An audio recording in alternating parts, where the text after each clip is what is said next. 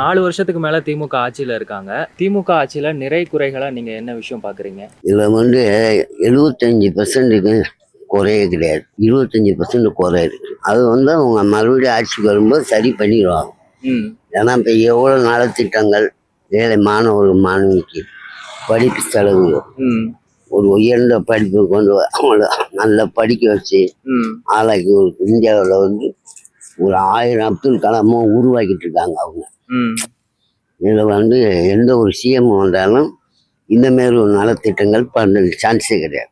ஏதோ பைசா வாங்கிட்டு ஒரு 500 வாங்கிட்டு அவங்க ஓட்டு போட்டு அவனை அப்படியே தலைக்கு மேலே வச்சு தூக்கி வச்சு ஆடுவான்.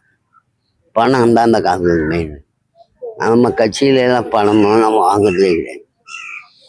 ஏதாவது அவங்களாம் பிரியப்பட்டு ஒரு ஹோட்டலு ஒரு பிரியாணி வாங்கி கொடுத்து நம்ம சாப்பிடணும். வேணாம் சொல்லணும். திமுக ஆட்சி 4 ஆண்டுகள் செய்திருக்கிறாங்க. நிறைய மக்கள் சேவை செய்திருக்கிறாங்க. ஆனால் அதை கன்சாலிடேட் பண்ணி மக்களுக்கு தனித்தனியாக அவங்களுக்கு போய் சேர வேண்டிய விஷயத்தை அவங்க செய்யலை.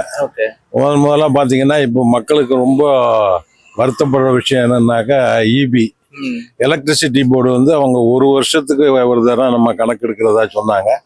ஆனால் இது வரைக்கும் அதை இம்ப்ளிமெண்ட் பண்ணல.